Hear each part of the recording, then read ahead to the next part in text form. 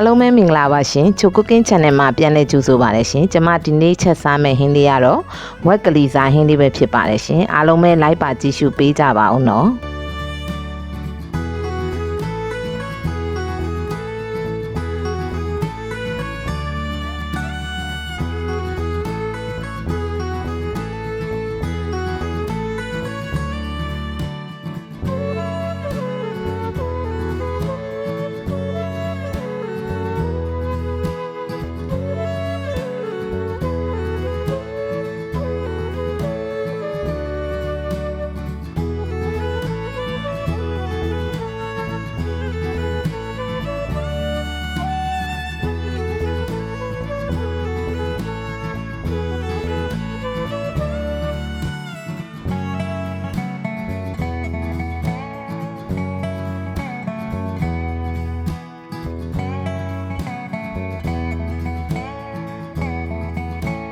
ဟုတ်ကဲ့အရင်ဆုံးအိုးပူလာပြီဆိုရင်တော့စီးထဲပါမယ်ရှင်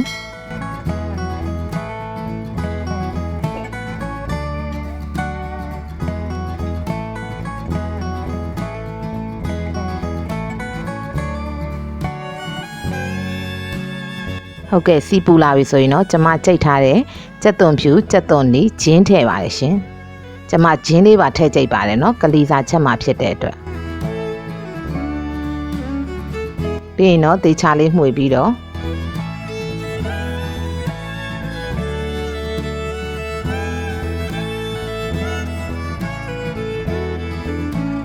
စနွင်းလေးထည့်ပါမယ်ရှင်ပြီးရင်တော့တေချာလေးကြက်သွန်လေးတွေရဲလာတဲ့အထိမှွေပေးရပါမယ်ရှင်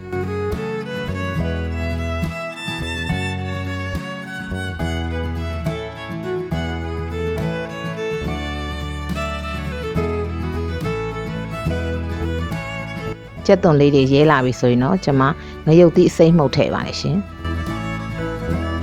ပြီးရင်တော့ထုံးစံအတိုင်းပေါ့နော်ကြာကြာလေးစီတက်ပေးရပါမယ်ရှင်ဟင်းချက်တဲ့အခါမှာကြာကြာလေးစီတက်ပါမယ်နော်ဒါမှသာဟင်းရဲ့အရသာပို့ပြီးတော့ကောင်းပါရဲ့ရှင်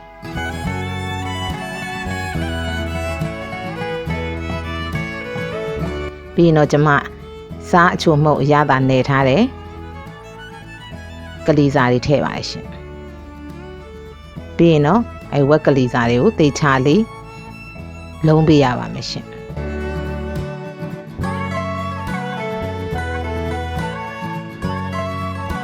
ပြီးရင်တော့မဆလာထည့်ပါတယ်ရှင်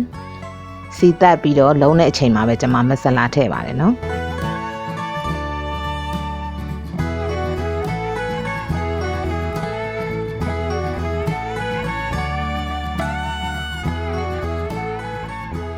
ဟုတ်ကဲ့ဝက်သား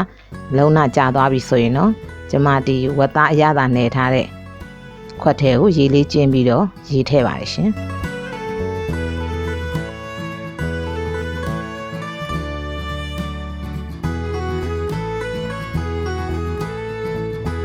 ပြီးရင်တော့ကျွန်မဖုံးလေးအုပ်ပြီးတော့စူအောင်တည့်ပါမယ်နော်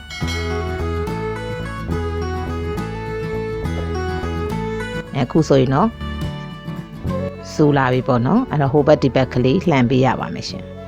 သူ့ရေလေးခန့်တဲ့အထိတည်ပေးရပါမယ်နော်တချို့ကြတော့လေဒီဝက်ကလီစာဆိုစီပြန်ချက်စားကြပါလေရှင်ကျွန်မကတော့ဒီအရေးဆန်းစားတာကိုကျွန်မကြိုက်တာပါနော်အဲ့ဒီအတွက်ကျွန်မစီကြံရေကြံလေးချက်ပါတယ်ရှင်စီပြန်ကြိုက်တဲ့လူကြတော့လေစီပြန်ချက်ပေါ့နော်ကျွန်မကတော့စီကြံရေကြံလေးကြိုက်တဲ့အတွက်စီကြံရေကြံလေးပဲချပါတယ်ရှင်ခုဆိုရင်တော့အရသာကောင်းမွန်နဲ့ထမင်းစားလို့လည်းမိန်နဲ့ဝက်ကလီစာဟင်းလေးတစ်ခွက်ရပါပြီရှင်ကျမရဲ့ဗီဒီယိုလေးတွေကိုကြိုက်နှစ်သက်တယ်ဆိုရင်တော့ like and subscribe လေးလုပ်ပြီးတော့အားပေးခဲ့ကြပါအောင်နော်